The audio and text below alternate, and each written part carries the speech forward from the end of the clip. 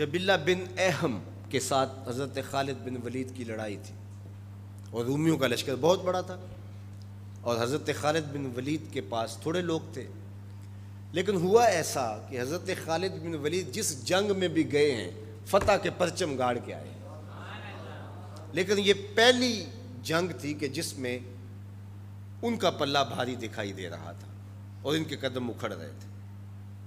حضرت رافع تائی رضی اللہ تعالیٰ عنہ نے کہا لگتا ہے آج قضا آ گئی، آج نہیں ہم بچ سکتے، حالات جو ہیں۔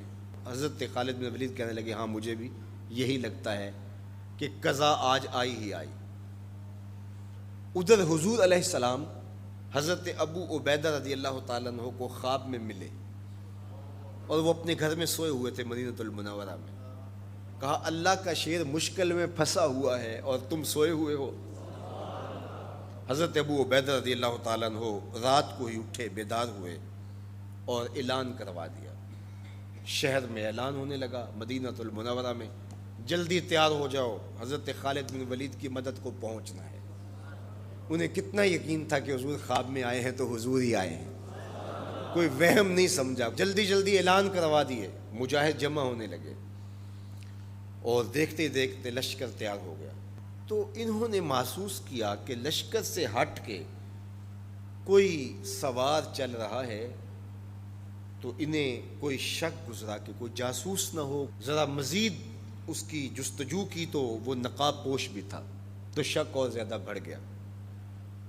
تو حضرت ابو عبیدہ نے کہا کہ انہیں گرفتار کر کے لاؤ، یہ جاسوس ہے، کون ہے، ہم اس کی تفتیش تو کریں۔ تو خیر انہوں نے گھیر لیا ان کو، ان کے گھوڑے کو ابو عبیدہ کے قریب لے آئے۔ تو حضرت ابو عبیدہ نے کہا تم کون ہو؟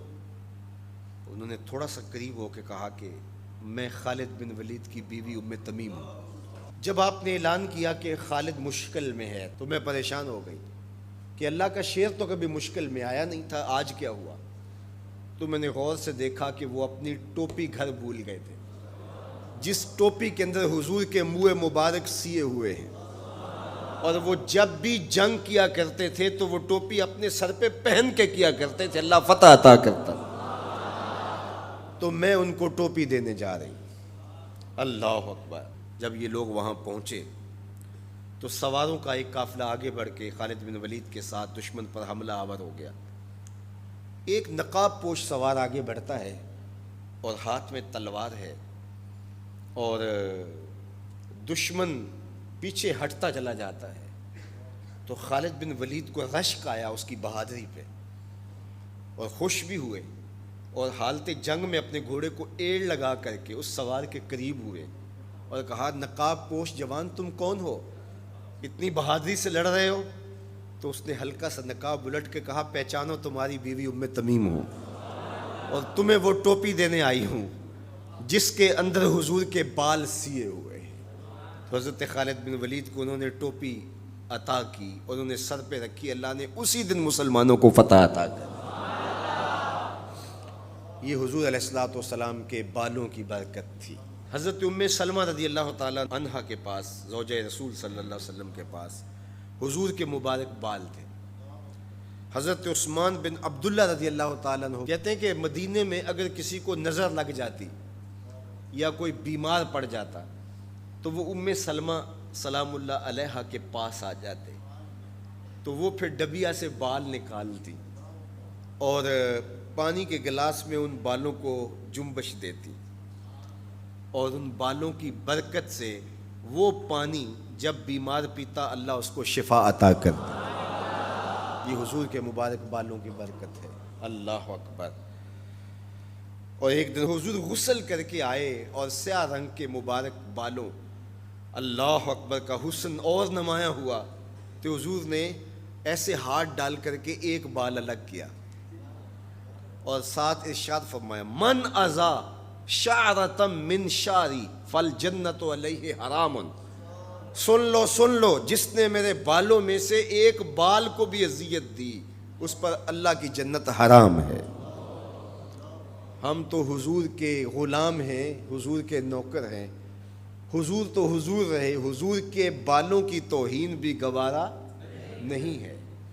اقبال کہا کرتے تھے لوگ باتیں کرتے ہیں، ہم تو یہ بھی گوارا نہیں کرتے کہ کوئی کہے تیرے پیغمبر کے کپڑے میلے تھے، ہم تو یہ بھی گوارا نہیں کرتے۔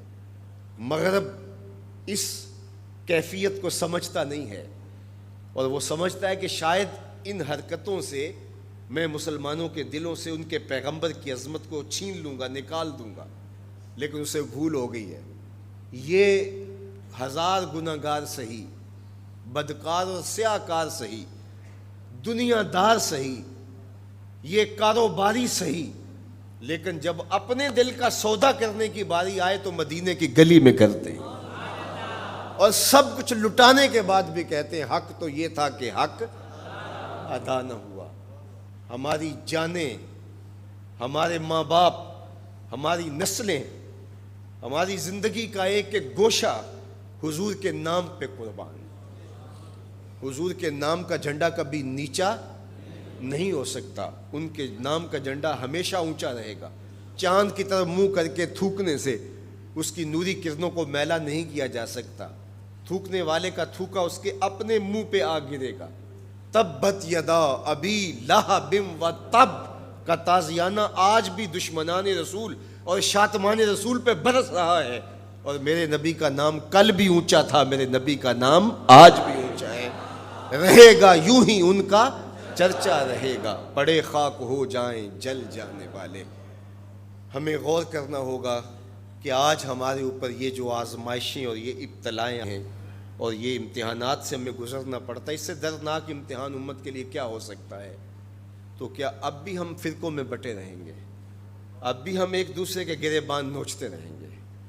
آج بھی ہم جو ہے وہ غفلت کی زندگی گزاریں گے، یا اپنی زندگی کی ایک ایک سانس حضور کے قدموں میں رکھ دیں گے؟ تو محبت کا تقاضا یہ ہے کہ اپنی ایک ایک سانس حضور کے نام پہ قربان کریں۔ ہم جئیں گے تو حضور کے لیے، مریں گے تو، اور آخری سانس تک حضور کے وفادار رہیں گے۔ اور یہ ہماری زبان سے نہیں، ہمارے قلب سے، ہماری روحوں سے ہمارا عہد ہے، ہمارا ارادہ ہے۔ حضور ہمارے ماں باپ آپ پہ قربان، ہماری نسلیں آپ پہ قربان۔